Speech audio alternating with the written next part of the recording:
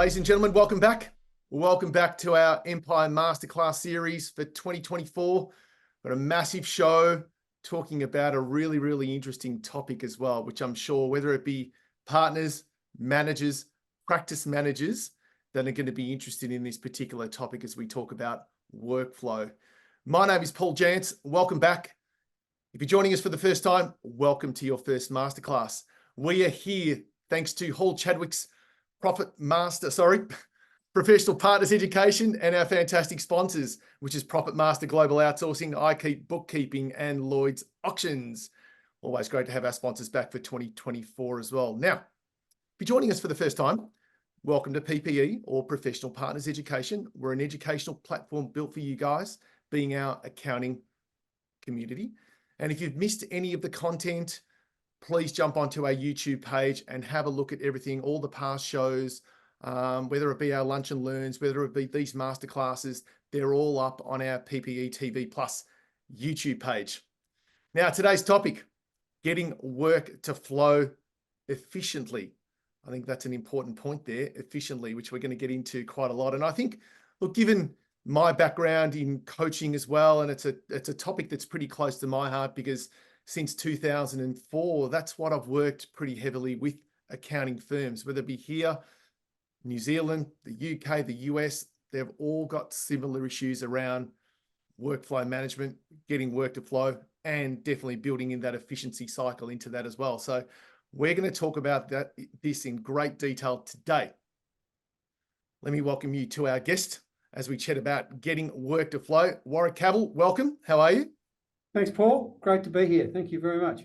Mate, it's always great to have you. I know you've been on a couple of my podcasts as well in the past, which is great. Now, before we kick off, because we've got a lot to get through and a lot of information to share in this particular masterclass with everybody online, are you okay to share a little bit about you? I know we've known each other for a number of years, but I also know that you've had some fantastic results with some accounting firms that you've been working with as a coach and strategist. You okay to share a quick 30 seconds, 60 seconds about you? Yeah, so my background is accounting, so chartered accountant, FCA, ran my own accounting practice for 7 or 8 years, and then moved out of accounting into management consulting and did a number of different projects there, sort of moving away from, I guess, small business for a while. And, you know, for example, facilitated the Melbourne Football Club's attempted merger with Hawthorn back in '96, which was an interesting time, a fascinating experience, and did some other work, CFA, the Country Fire Authority, strategic plan, and various others, split of accounts and stuff like that. And then you learn a lot from the consulting space and then moved back into working with professional service firms. So working with accountants, as you said, coaching and accountants, lawyers, architects, engineers, is what I've been doing over many years now. Yeah, fantastic. And I know, knowing some of the firms that you've worked with as well, they speak very highly of you. So I know you're very humble, but I know the results that you've been getting for firms throughout Australia has been fantastic. So congratulations on everything that you've achieved to date. Thanks, Paul. So getting work to flow, it's a great topic. And look, going back to when we first opened up the coaching and training company to the accounting industry in 2004 that I mentioned before, a lot of firms tend to get this wrong. Now, and I'm not quite sure, I might get this number wrong as well. So if you know this number, please drop it into the chat bar. I know there's around 14,000 firms that I'm aware of in Australia at present. Right or wrong? What do you think? Yeah, that's tallies with roughly what my understanding is too, but I haven't done a detailed survey, but yeah. No, if someone knows more than that, please drop it into the chat bar. I'd love to see any sort of comments that you may have. Drop down to about 12, but then I know that it's actually increased back up to about 14,000 as well. Now, what do you think, Warwick, in terms of how many firms tend to sort of get that wrong and why? Yeah, well, I mean, I find that for most of the firms that I work with, I see that, I say most of them will get it wrong, don't get the workflow operating as efficiently as what it should or could, right? And I think there are a couple of reasons for that. But perhaps the biggest single reason that I think, and that, you know me, I like to find the key driver, right? So we live in a complex world with lots of bits and pieces.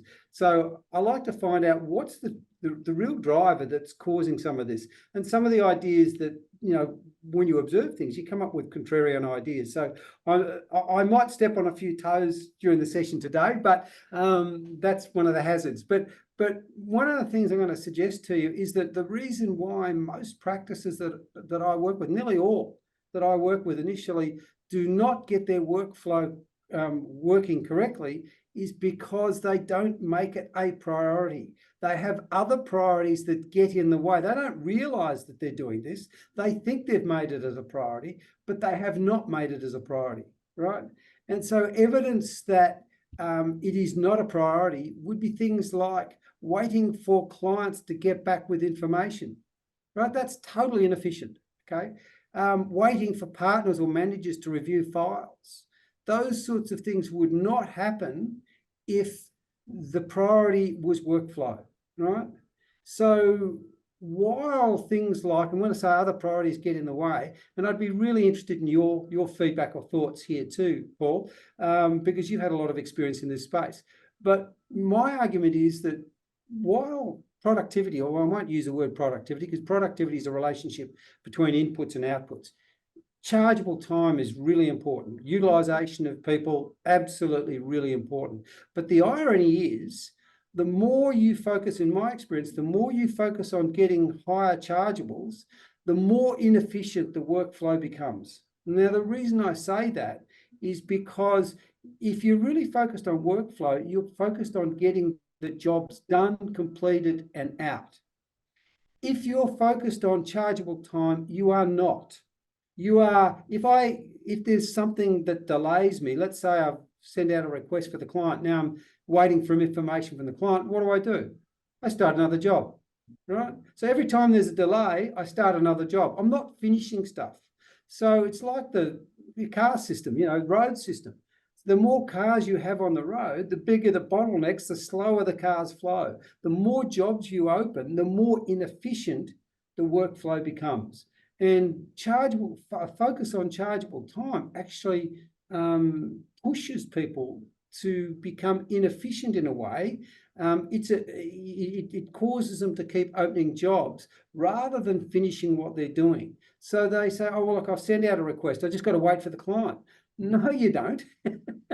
The client's never going to put the priority on getting information back to you that you need them to. So you've got to do other stuff. Just having portals and making it easy for a client to give you information is not going to guarantee that you're going to get information on time. It needs to be a priority in their world, and it is simply not. It's a priority in our world, but it's not in theirs. So what we need to do is to say we need to start focusing and make finishing jobs a culture as much as chargeable time has become a culture in practices. And I partners say to me, look, our culture is not about chargeable time. It's not worried. We don't push it. And I say, come with me, come out and let's talk to your staff. And I ask them one simple question: what's the key driver of performance? What's the KPI that runs this firm? Every single time they tell me it's chargeable time. It's the culture. And unless we replace that culture with a completion culture, a workflow culture, because if you do replace it, what happens if we get the workflow right? It drives client satisfaction. It drives job satisfaction for staff. It drives increase in chargeable time. Chargeable time should be easy to get in those situations. Write-offs tend to drop down.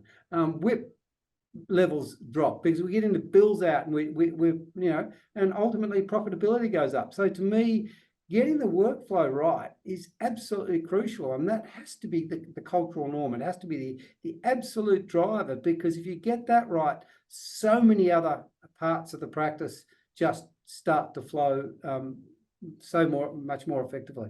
Yeah, look, I'd agree with you there. I think there's and it's a funny, before you use the word culture, I was going to actually say you need to drive a workflow culture, which is probably, there are some firms that do it well, but it is what I'd call as Anthony Robbins calls it, it's a constant and never ending improvement. It's a you've got to constantly look at ways of improving it.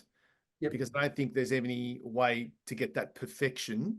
No. I don't think there's anything as, there's no perfection in this world. It's about constantly working on it to get it close and have your culture working on that. And you're right, as a byproduct, your chargeable time will increase. The challenge that most firms that are watching this and team members that are watching this, as again, you and I have been involved in this and observed this within accounting firms, and that is, you're right, the ability to make sure team members just don't pick up another file when the other one is incomplete. Okay? Because they'll always do that, because they know they're going to be measured on productivity targets. They know that before they stay, as a grad starting, you've probably got to get 85, 90% of productivity time per day. And so everyone knows that they've got to hit that, especially in the top 4 or 5. That's just a target that's set for them. So therefore, yeah, it's easy just to, but all it happens that you mentioned before, all you're doing is building WIP. Yes. Now, if you can't charge that WIP, and the old scenario of charging and collecting, well, all it does is affect your cash flow. So we know that starting a job and going right through to completion. Now, as you said before, it's not perfect, so you'll never get that perfect. But the closer you can get to starting a job and not stopping until you finish it, the most efficient way of running. We know that, right? So starting new jobs, picking up, putting down is an extremely inefficient way of operating. Yep. But I get my chargeable percentage if I do that. I've got to find, so workflow becomes secondary, chargeable percentage becomes the first. Now, I don't hesitate. Chargeable percentage is a really important measure, but it's a byproduct of doing other stuff really well. It should not be the focal point. As I used the metaphor, if you try and grab water, it slips through your fingers. And that's what it is with chargeable percentage to me. We should see evidence that the workflow is working well, is that we get high chargeables. Yes. Right? That should be evidence of it. But the focus has to be primarily workflow. We should be talking about what jobs are we finishing this week, right? Not what is our chargeable percentage this week. What jobs are we finishing? It should be all about getting jobs out and completing. That has to be the culture. If we could change just one thing in practices, that would be the first thing and the most important thing I would change. Yeah, 100%. I think so. So all you guys actually online that are watching and listening to this, think about it from how you can possibly change your workflow meetings. And it was something that we used to run for firms as well, to develop that regularity in what you do and what you say. So, and there's a really, really important point. So a great question to ask if you want to change it, or if you're not at it, is what jobs, and you go around the room, I used to ask everybody, what jobs are you going to complete this week? Okay, so we can look at that. You got your WIP list there. You know exactly which jobs, and you got your workflow list. You know exactly what's going to complete. The other thing I just want to add to that is we spoke about culture. Now, one of the key things that I know that used to work really well that we used to do as well was if you can develop that workflow culture, that then brings in what I call a team element. Yes. Okay, so unless you're a one-man band, most of the things you're doing as a team. And, you might have 3 or 4 teams if you're a larger firm, and that 3 or 4 teams are then going towards the collective, fee that you're trying to bill out every single week or every single month. So it's that mentality and that cultural mentality. It's not just about me. Oh, I've achieved my productivity percentage for the week or for the day. It's about what can I do now to help my team members? Yeah. You can embody that into your team, then it becomes about us as opposed to me. So I think little things like that can help towards a culture that you're trying to build in terms of a workflow culture. So just a couple of little tips there that everybody just to build on that, Paul. One of the comments that if you look at, often one of my favorite expressions is that every outcome is created by a process. Therefore, if you want to change the outcome, you got to change the process. And I get called into places, and look, we need to build our team. We need to have stronger teamwork. Could you do a team building exercise? And I say, well, the assumption is that if they don't have the knowledge, if I educate them, they'll suddenly work as a team. And they say, well, yeah. I said, well, that's not going to happen, right? Let me talk about your processes. And I said, what do you mean? Well, what are your KPIs, right? So your KPIs are chargeable percentage. That's an individual measure. there is no incentive to work as a team. Turning jobs around is a team measure, right? The team does it. And so once we move from individual measures to team measures, we've got a chance. It's a bit like the salesman who gets remunerated based on his own sales. Yes. You're never going to get them to work as a team because the system you've got in place, which is the measures of performance and how they get rewarded, is purely individual, right? And so you've got to start changing the process. The first sign of insanity is to do the same thing and expect different outcomes. 100%. And that's why sometimes, you know, you take me, you've just taken me back a long way. So I know we want to get into a little bit the topics, but all of this is really important. It took me back to, I ran a leadership workshop and we used to run them every year back from 2005, probably, you know, where we went to Fiji and we went to Hamilton Island and we had 150 firms there and it was brilliant. And there was one year that we had Simon Black there. Simon Black played for the Brisbane Lions. They won 3 premierships. And this is the great part about bringing sport into it, because you bring the analogy of sport. And one of the things that he said was that everyone's got to play their role. Everyone knows their role. Everyone plays their role. And then we achieve success as a team. Yep. So, and that sort of always struck with me. And I can remember talking to Marcus Ashcroft about it later as well. And it was very much about, they all knew what their role was. And they were very good at executing it, knowing that they were there to help each other as well, to build that team sort of culture. So you think about premierships, whether it be NRL or AFL, to win 3 on the trot, it's very rarely done. Yep.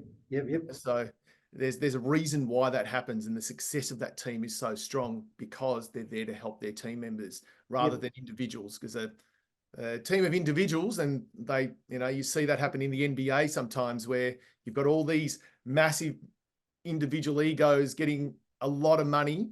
They try to bring them into a team environment. It doesn't work. Because they don't want to play as a team. Yeah, I mean, many years ago, I did a workshop with deans of a university. So the major core concern was they're not operating as a team. Well, I got halfway through the workshop. We're in about a quarter of the way through the workshop, and I thought, this is going to be an absolute waste of time. How do deans get to become deans? They get to become deans because they publish individual articles. It's all about them, you know. So the whole system, how they got to where they got, was because of them as an individual. And I'm running this workshop, and I've got one dean across the road, you know, across the table, sort of saying, correcting the other dean on English, and someone else correcting there. It was a real point scoring exercise. And it was one of the worst experiences I've ever had. And I'm thinking, there's no way this group of people are going to work as a team. The whole system is designed for them to work as individuals, and that's the way. It's just too big a change, you know what I mean? To get them, you're fighting against the tide. Agree. You know, and so the KPIs that we choose, the processes and systems are critical in building that culture. Agree. Now, you've written a paper. So what we're going to do is we're going to go through this, and we're going to share with everybody online exactly the key ingredients of what you've spoken about in your papers. And that's one of the great things I know that you enjoy. And one of the things is getting information down and sharing your ideas. And this particular paper, let's start with setting the scene, I suppose. Are you okay to share the start of it, and I'll lead you into it? Let's look at the Toyota story. Yeah, okay. So the Toyota story is quite an interesting story. It goes back a long way now, obviously. It was interesting because after the Second World War, there were quite a number of Americans, Edwards Deming, who started the quality movement, the quality movement, Crosby and a few others, went across to Japan, and they basically rebuilt the whole Japanese industry. And it's a major reason why the car industry in Japan became the dominant industry, and Toyota is still the _1 car industry, you know. And we talk a lot about lean manufacturing. Well, lean manufacturing is actually Toyota manufacturing. That's what they call lean manufacturing. What it originally was Toyota manufacturing, and things like scrum boards and stuff like that. You know, you were mentioning before getting things done. A few of practices that I work with, they actually use the scrum boards. You know, what's to be done this week? Okay, right. And they keep moving it across the board and visually sort of seeing at the end what's been done for the week. Anyway, so what they discovered with quality was that 35% of costs and inefficiencies were caused by 7 wastes. Right, they came up with 7 different wastes, which drove 35% of inefficiencies, at least 35% of the cost. And so they identified these wastes and then sort of worked through them and said, your goal is to diminish. You can't always remove waste because some wastes are inherent in the system. Some wastes that we'll talk about later is driven by legal requirements and stuff like that. So, but the focus became, you don't actually have to get work to flow. You actually have to stop the barriers for it not flowing. It's a bit like water. Again, you don't have to push water to get it to flow. You just got to remove the barriers so that water can flow. So if you remove these 7 wastes, then water will flow. So over the years, I've adapted a couple of different versions, but I've adapted the 7 wastes to 7 wastes within an accounting practice. So what would they look like? They're similar, but they're not identical to manufacturing, obviously. So I sort of worked through what those 7 wastes were, and so that's what I focused on in that particular article that you mentioned. Sure. Well, we're going to get to that. So I just want to again take a little bit of a step back, and I agree with you. One of the things that I can still remember reading a book on the Toyota manufacturing. It's no different. We used to tell the similar story that, sort of whether you're manufacturing a car, there's a process to it. Whether you're manufacturing a job in an accounting firm, it's a very similar process, and whether you can get through that process. So if you want to look up anything, I can remember looking at the Ed Deming story as well, and it was actually quite phenomenal what he had done. So I know you mentioned sort of Deming just then. If anyone that's online that wants to go and have a look at that, please go and do that. The machine that changed the world was all about the car industry and how Japan sort of revolutionized the car industry through the way their manufacturing processes, a lot which came from Deming and Crosby and these guys that originally, 100%. So let's go back and say, what do you believe is the goal of workflow, whether it be from a manufacturing or a business service like our accounting industry, or a service business, sorry. So what do you think the goal is? I think you mentioned it before, but what do you believe it is?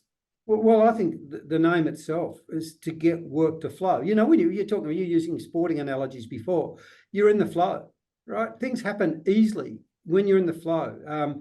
Again, there's a lot of literature written about getting into the flow zone. I'm in the zone, I'm in the flow. And you'll hear athletes talk about that. Well, it's no different with work. It's about that consistent ease of flow that work flows with, from point A to point B. So it's not dramas going on all the time. It's you're in the zone, you're in that flow zone. And that's really what we're trying to do, is to get it to move from A to B with limited or no restrictions as possible. So that if we can start a job, finish a job, package it up, done, out, that's the ideal, just to get work to flow smoothly.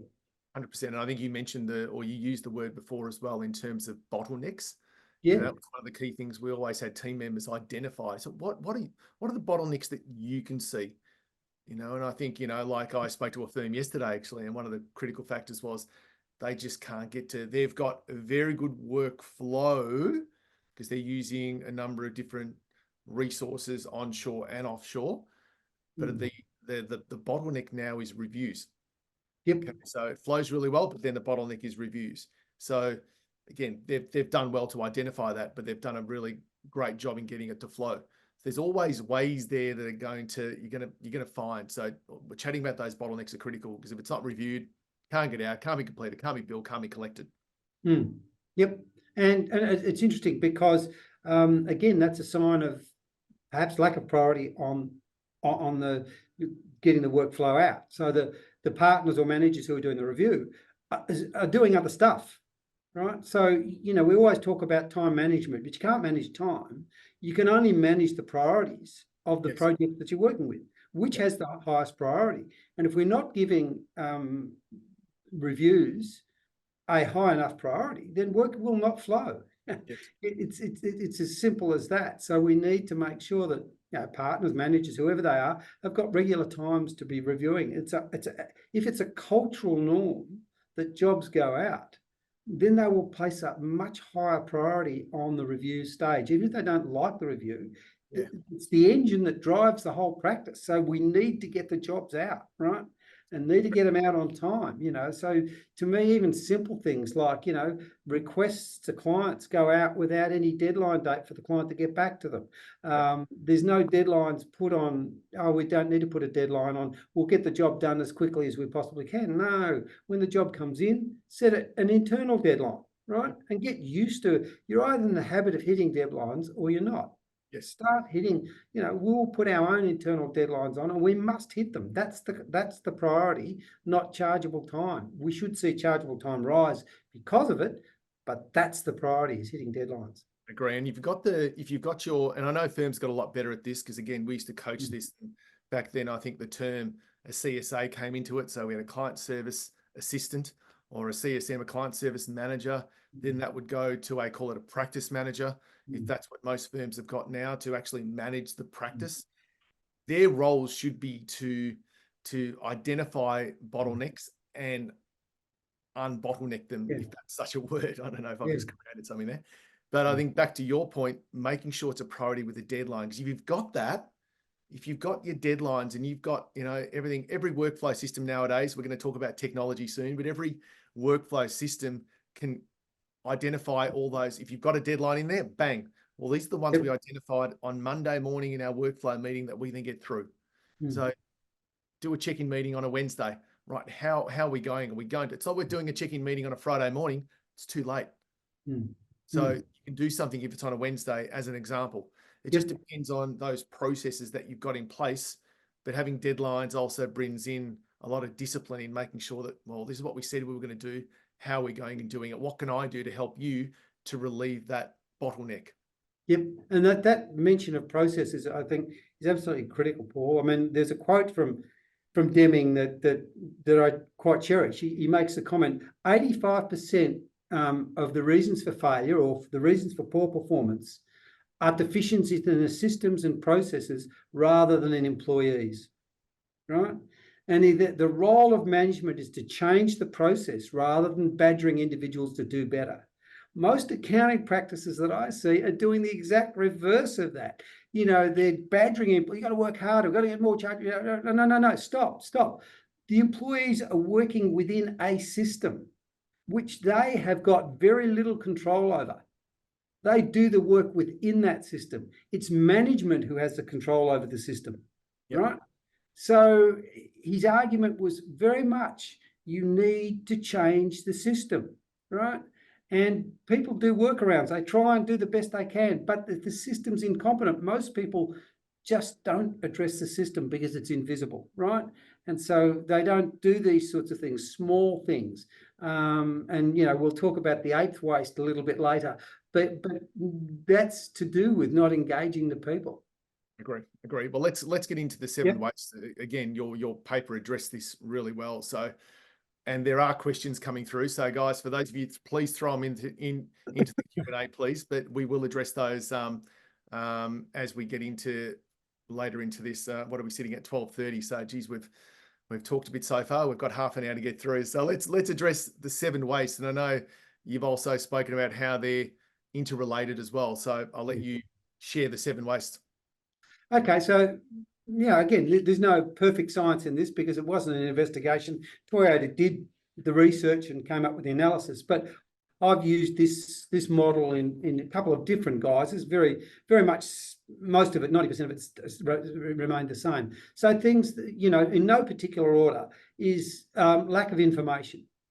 Right, so we see that we start a job without the right information, and that can be one of the big things that I've noticed is that partners often have a lot of experience on the job. They know the client inside out, but they often wait until the review stage to raise issues. Have you considered this? Have you considered that?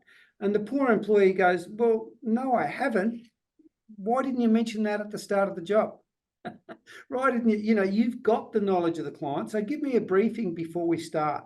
What I should be looking for, what I need to work through. Give me a bit of that history that would be really a context, or that would help me enormously. And that can be passed on through work files from the previous year, absolutely. But it also helps to have the partner or the manager who knows the client quite intimately to provide some of that context as to how to service the client.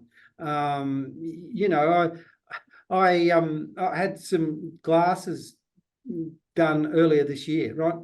And I went to my same old optometrist, but he sold out to a new person.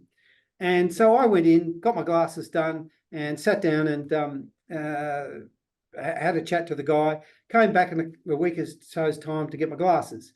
Picked them up, fantastic for long distance, but useless for reading. And I bought them for reading. So they'd stuffed up that. So I went back and said, no, they're the wrong glasses. I need them for, not my long sight is fine. I need them for reading. So they gave me an amended pair of glasses and said, oh, fantastic, here it was. And I then went home, sat down on the computer, and the computer screen was fuzzy, right? Because my previous optometrist who'd sold out, when he spoke to me, he asked me, how do you use your glasses? How do you read? Is it a book, which is sort of like this, or is it a computer screen, which is further back? So I was mainly a computer screen. So he said, okay, I'll adjust your glasses.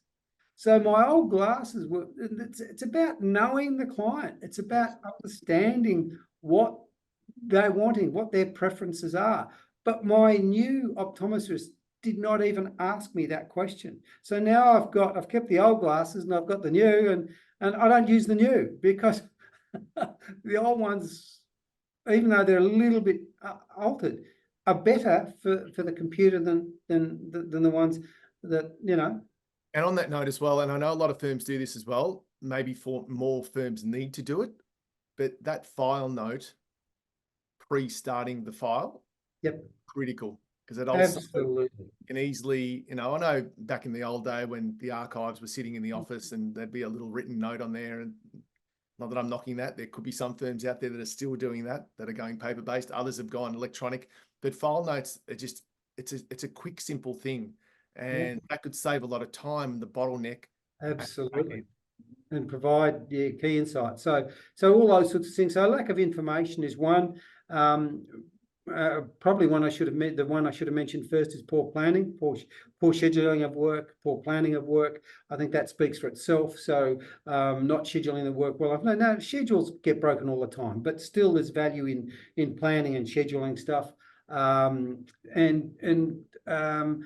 of the and again, I'll keep going, but so poor planning, poor scheduling, even down to poor strategic planning, taking on clients that perhaps we should not be taking on. We've got a system that's designed for small business, and we've then got over here individual tax returns that are unattached to a family member. Why are you doing that, right? That's going to cause inefficiencies because the people who are really wanting to get their teeth into small business type stuff are not necessarily going to be the right people to do individual tax returns, and vice versa. Give them to H&R Block, whatever. So poor planning, poor scheduling, and strategic planning. Another big one which we've spoken about is waiting. So where does stuff wait in the organisation? Typical areas for me is that when information comes in from the client, right, sometimes it can take weeks before people look at the information and find out what's missing and what's not and get back to the client. That's a poor look, because the client goes, well, I've rushed to get this stuff to you, and you're only looking at it now 3 weeks later. It just doesn't look good. So there needs to be, stop that waiting. Within 48 hours, 72 hours, someone has to look at it to make sure that it's complete and getting back to the client with any missing information to start the process. Waiting can also occur when the information requests have gone to the client, as we spoke about before, waiting for the client to get back to you. And you can't just rely on emails. People ignore emails. I mean, it's just, and portals, and that's great. It's all fantastic to make it easy, but you require a lot more than ease. There needs to be a priority from the client's perspective. So getting over that waiting and following the client up. And the third area that you mentioned before was partner reviews and waiting, you know, as a staff member, sort of it's been a couple of weeks and the partner hasn't reviewed, and suddenly the partner reviews the file and asks me a whole lot of questions about the file. And I'm going, shit, I've started 3 jobs since then. Let me get my head back into that space. So inefficient. So inefficient. It is just, and then I look like an idiot as a staff member because I can't actually remember the job anymore, you know, and what I did and why I did it, because I've started 3 or 4 jobs since then, you know. So to me, those sorts of, you've got to eliminate waiting. High levels of WIP, which sort of flows out of starting too many jobs, you know, too many cars on the road, too many blockages. Peak hours, a dreadful time to be driving, and so many practices to me are like constantly driving in peak hour. They create a scenario where it's just constant peak hour because I've got so many jobs that are open, and that creates the high WIP levels, which, as we all know, the higher the WIP levels, the higher the write-offs are likely to be. Rework is an obvious another waste, and that, you know, you've paid, you know, and this is what was one of the big differences between the Toyota manufacturing system and other manufacturing systems that were used by the car industry at the time. And I guess we should go back one step, because we should sort of define what is waste. Okay. And waste is anything that adds cost but does not add value in the eyes of the client. So anything that adds cost, but does not add value in the eyes of the client. So the client determines whether it's valuable or not, and anything that does not add value but adds cost is a waste. So these things, lack of information, waiting, poor planning, high WIP levels, they're all things that add cost. Rework is another one. And so you've already paid, you've got to avoid, you can't inspect quality in, you've got to build it in. So that what happens is that if you inspect it in, then the job has been done before the error is detected, right? Does that make sense? You've already paid for it to be done wrong the first time. Yes. Then you're going to rework it, you've got to pay for it again, you know, and that's what Toyota learned. They said, no, we can't do that, right? So they, you know, down here in Melbourne, they used to, when Toyota was here, they used to have the andon cord, which would stop. So the employees would pull the cord. If anything was faulty, they would stop the production line. Stop. Why is it faulty? Let's not produce more of them, Yes. which we have to rework. Let's stop the line and fix it. And the big fear of management at the time was that people would be pulling the cord all the time for no reason. But it turned out that they had to actually encourage people to pull the cord. And the philosophy of Toyota was, you know, and this is a silly metaphor, analogy, but the idea was that, you know, Lexus and Mercedes built very equivalent quality cars, but the way they got there was completely different. So this is not a true story. It's just a metaphor to explain the differences. So that, you know, if Mercedes sprayed the bonnet and there's a fly mark on the bonnet, then they'd send it back and do it again. Do it again, do it again, fix it. It's got to be perfect. It's got to be really good quality. Lexus, on the other hand, what they do is say, how did the fly get in there? It's no good respraying it until we work out how the fly got in there. We need to fix our systems so that they cannot be faulty. And Honda are still, I don't know if they still do it, but they don't even test their motors anymore because their production system is so good. Testing them at the end is too late. Their production system is so good that their motors can't be built in a faulty manner because their processes are just designed to do that. As I say, that's just an example of the different thinking. So getting around rework and avoiding rework by building in quality rather than inspecting it in is really important. And that goes back to lack of information, all these sorts of things as well that we spoke about before. Another one is over-servicing. Go on, sorry. Sorry, mate. And I'll guarantee you, to all the partners that are online would agree with this. They would hate rework.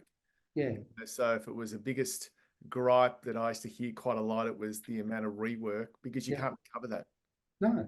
Okay, so it's written off, and we all, at the end of the day, that's the byproduct of not doing that planning that you mentioned, and not getting that right, is that you end up doing things like rework, and then you end up writing off X amount of money off the job, which no one loves write-offs. The team member doesn't like it, and I'll guarantee you the partner will hate it. Yeah, so things like as you say, poor planning, lack of information, waiting, they all stop starting on jobs, all cause a likelihood of rework, right? And so we need to get around that, and so that's really critical. I think over servicing is another one. That's sort of providing a service to clients that they're not willing to pay for, in effect. And so managing things like out of scope work, all those sorts of things fall into that category for me. Is that's really important. So making sure that we're getting to the client. Again, a great example of this is, again, in the car industry, but this time, if you send your car in for repairs, what happens? One, it's scheduled, it comes in at a certain time, it's going to be picked up at 4 o'clock or whatever time it is. It's a really tight schedule. And it's a very similar process in the sense that it's not a manufacturing, a sausage manufacturing process. It's a jobbing manufacturing. So and accounting is very similar. It goes through similar processes, although each job is unique in its own way. So my car's in there for a service or something like that. Someone else is in there for a head gasket, or but they go through the same processes. But what does the service guy do? He rings you up. He doesn't just repair the car. Look, you've got four unroadworthy tires. You need to get them. He doesn't just assume because the law says you've got 4 unroadworthy tires. He still gives you choice. He gets on the phone, rings you up and said, do you want to replace the tyres yourself, or do you want us to do them today? So one, he gives you choice, which our brains are hardwired for. That's all about control. And you violate that, you'll pay a premium, clients, and then you make your choice the most convenient. So we can get it done and have it ready for you by 5 o'clock tonight. Or you can go hunting for tyres. And what do I say? No, look, just do it, right? Because you've respected choice. And so, getting out of scope work, we tend to, in the accounting profession, we tend to do the work and then bill the client afterwards, or try and we write off before we bill, and then we still have an argument, I feel like firms have got a lot better at that. Yes. Yep. Because it's been such a big bugbear, and especially to the teams where, and it can happen sometimes with a new client. The new client comes along and they haven't lodged for 5 years, and suddenly it's urgent, and a lot of other things need to stop to start these. And we haven't really worked out that, there's 5 years worth of lodgements that need to take place, and there's a lot of work that needs to go there. We might come back to that in a second to talk about. Well, I was just about to say, inefficient processing is the 7th one and so part of that to me is the idea that we've got basically two sorts of jobs. One is your compliance accounting, which sort of is pretty standard. You go through the same sort of processes to produce it. Each one's unique in the sense it's different information and producing, but it's a similar sort of process. It's a repeatable process. Then every now and again, well, quite often what happens is a one-off job will come through.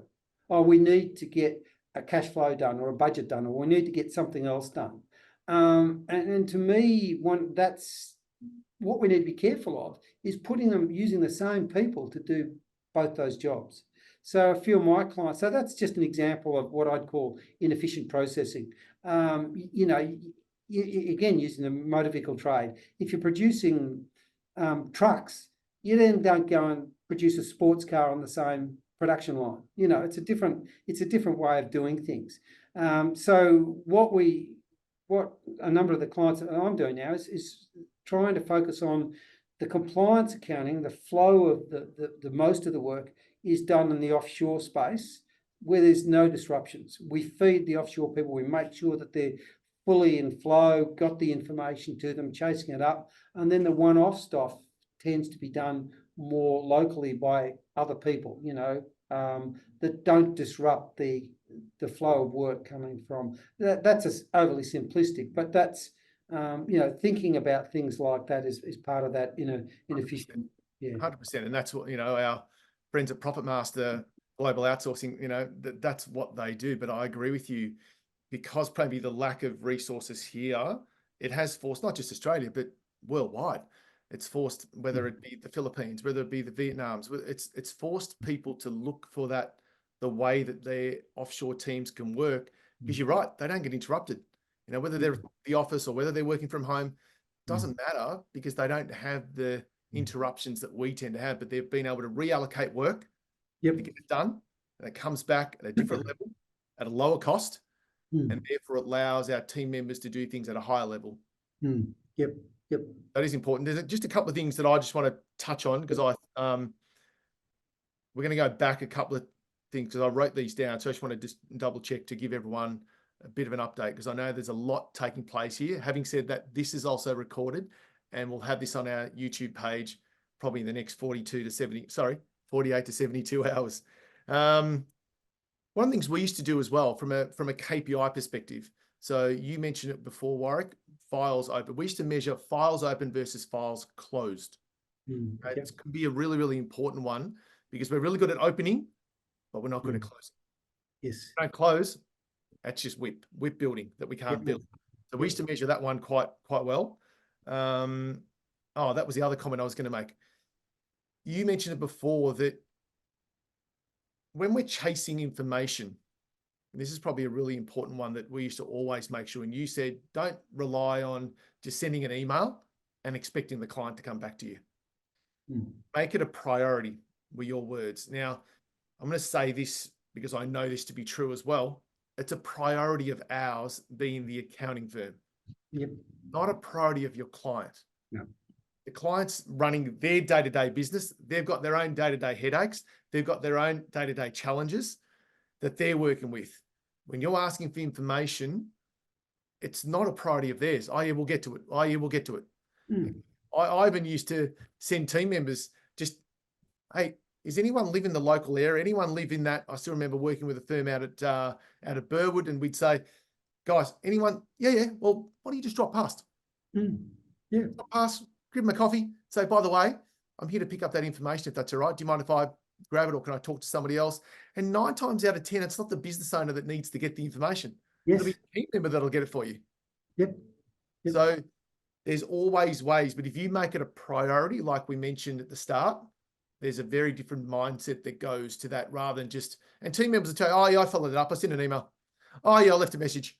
But that indicates that's just sort of, I'm washing my hands of it. I sent the email, and that you're giving the message that the unintentional message, giving the message that's just not important. If it were important, you would do something different. If it was really important, you would get on the phone, you would jump in the car, you'd do something different. And so we could work with our team members to sort of say, how do we get this information back quickly? You'd put a deadline date on it. There'd be lots of things.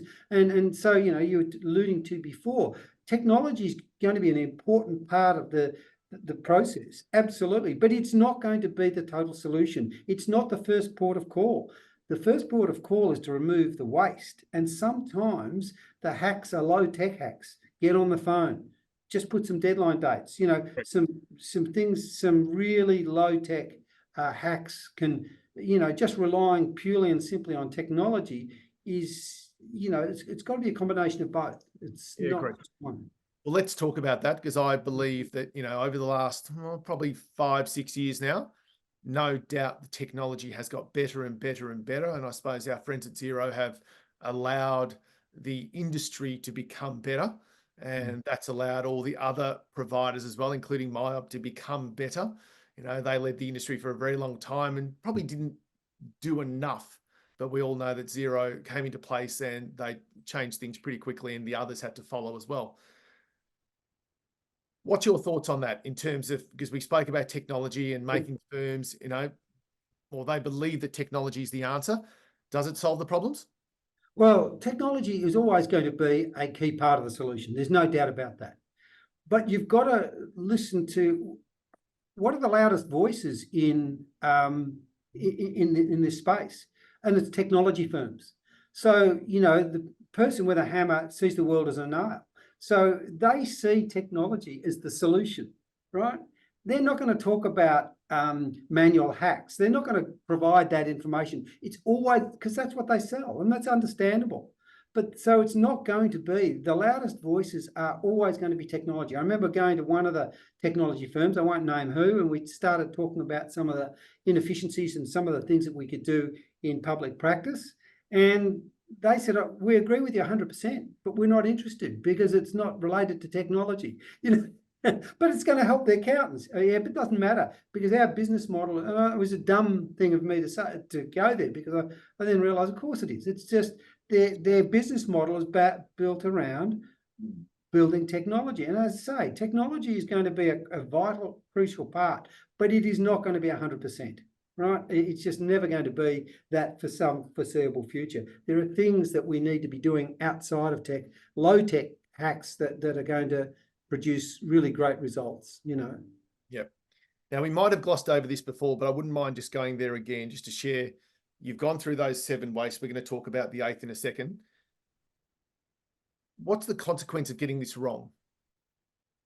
Well, I think that, I mean, to me, the whole workflow is the heart or the core of any practice.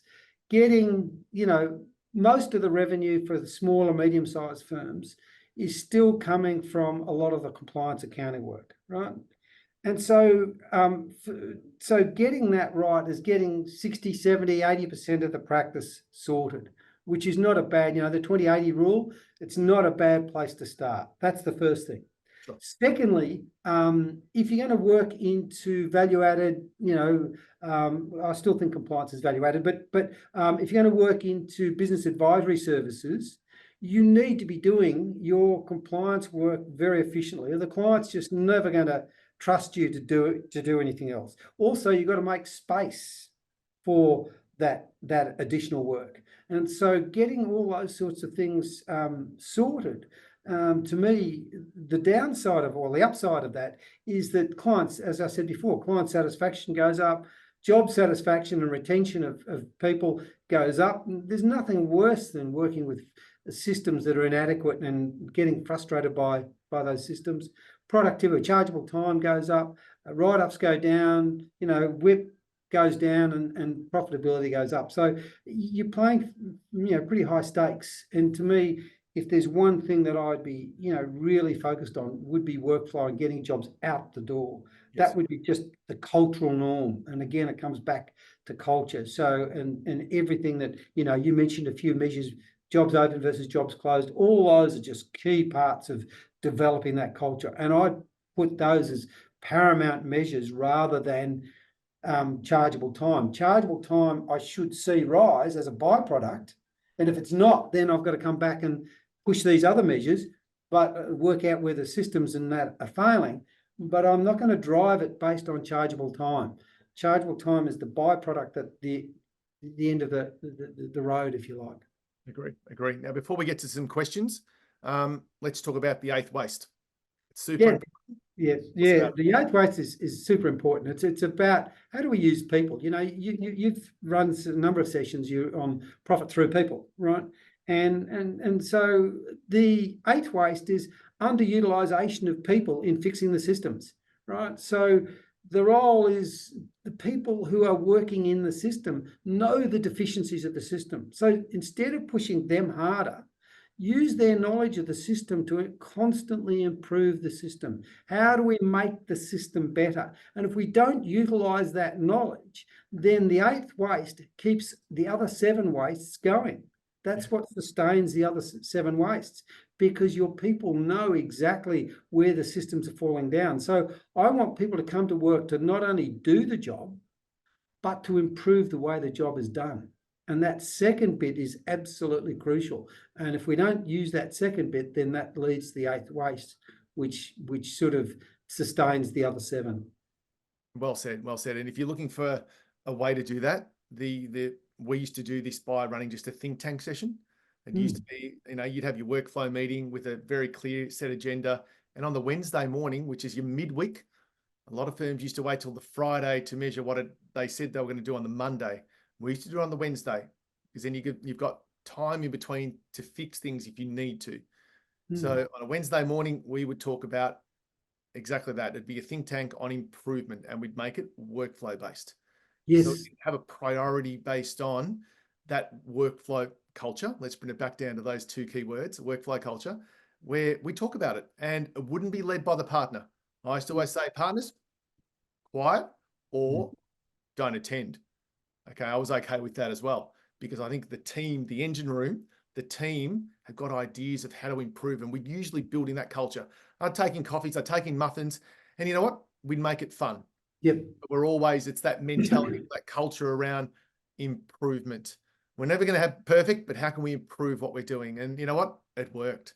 So and you've got a framework there that you can use, because you overlay the 7 wastes. So you ask your team, where is poor planning occurring? Where is lack of information occurring? Where is waiting occurring? Where are high WIP levels occurring?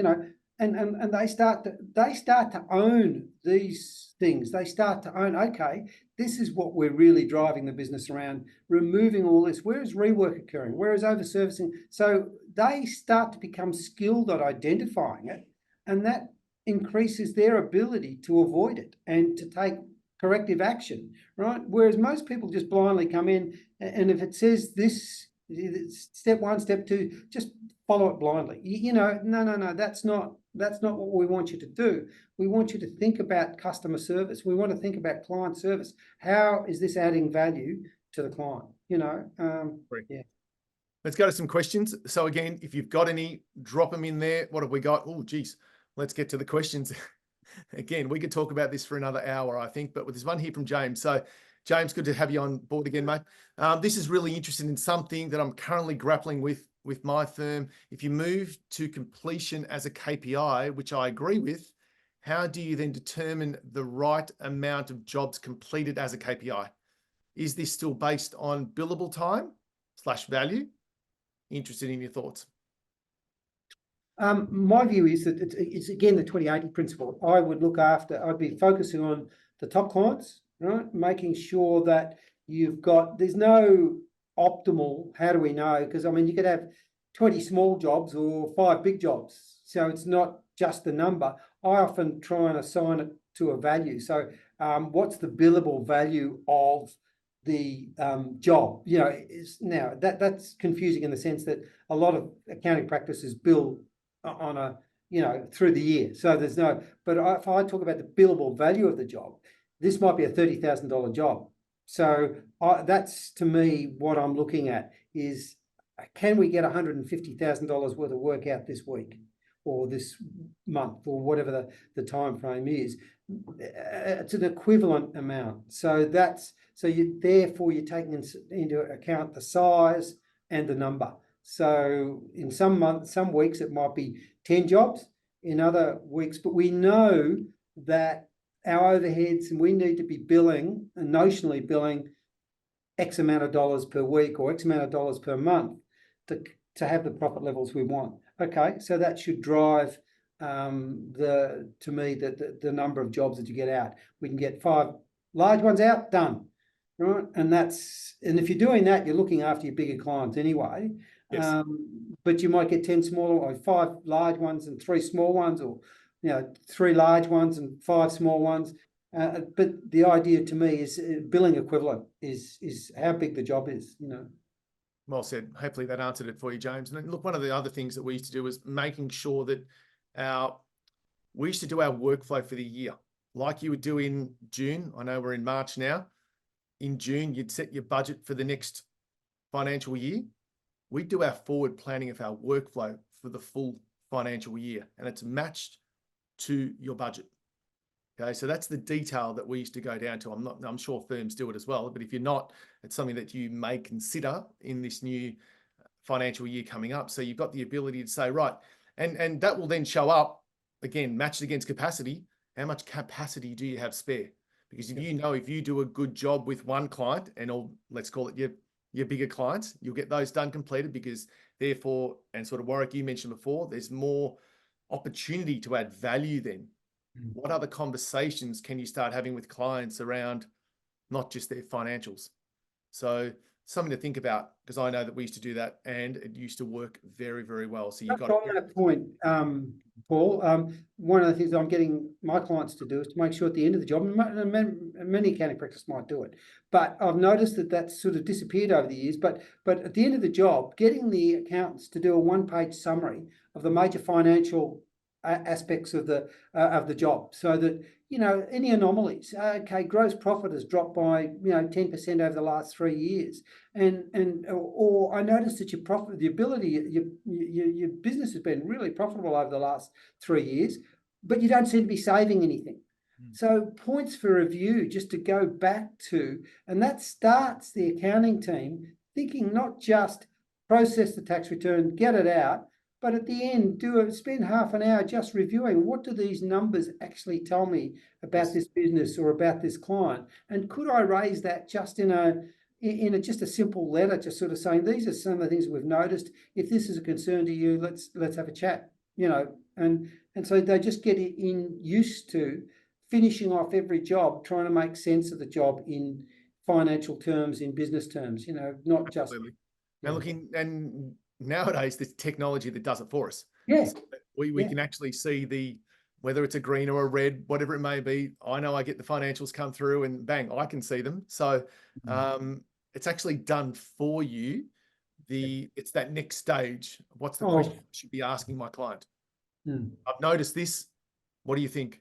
I've noticed this. What do you think? Yep. Another one here from George. What might not be a question, but I'll read it out anyway. Thanks, George. What I've seen in the past is the practice managers end up managing the manager partner who's in charge of reviewing and completing jobs. Good point, he says. Can I just a point there, and it comes back to exactly the point you raised earlier, Paul, on culture. If it is the culture to finish jobs, it's a culture right through the organisation, and you should not have to be managing partners. To me, that's a key sign that the culture is not yet right. It's if the culture right through from top level to bottom level of the organisation is one of completing stuff, and you're in the habit of finishing stuff, then there's no need to be pushing and managing partners. We're all on the same page, if that makes sense. And if you have to do that, then it's a key sign that the culture is still not there. It's still stuck in some other, maybe chargeable time or some other culture. Yes. Well said. Thanks, George. Thanks, James. Thanks for the comments and the questions that you've shared with us. Look, it's just gone 1:04. Warwick, we've covered a lot. Any final comments from you, mate? I just think, just finishing off on that point we've just had, is one, the culture, sort of getting a culture of finishing stuff, hitting deadlines, creating a sense of urgency so that you up the ante with the client sees it as and making sure that feeds through, and then just engaging people in the work so that they improve the processes, and perhaps using the 7 wastes as a framework to educate them and to get them thinking about the processes in terms of those 7 wastes, and removing and eliminating those wastes so work can flow. You don't need to push the work, you just need to remove the barriers to it working. Yeah, well said. And I think you used a word then called engage, and this is about making sure that we can engage with our team. They'll be able to share with you some areas where things aren't quite right, and I think and you sort of mentioned it before. We as, let's say, coaches are very good at going out and observing and maybe asking team members and getting ideas and thoughts of how to improve. They'll tell you, team members will tell you, that's for sure. That's been my experience. So if you can develop that workflow culture, and that was never our thought process when we first went into this particular show, but think about from a takeaway point of view, what does that workflow culture mean to your firm? So I think if you can take that away and start talking to team members about that, I think you'll develop a really, really good workflow culture within your firm. Yep. Warwick, thank you. Thank you for joining us. We have just clicked over 1:05, so mate, it's always great to spend time with your wealth of knowledge is always fantastic, and I'm sure everyone has appreciated that online. So thank you. Thank you. Yeah. To all of you guys that have joined us, thanks for joining us again for this masterclass. Look, my next masterclass, it is the all-new Mastering Profit Through People series that I'm doing. It's on the 27th of March, 1 o'clock daylight saving time.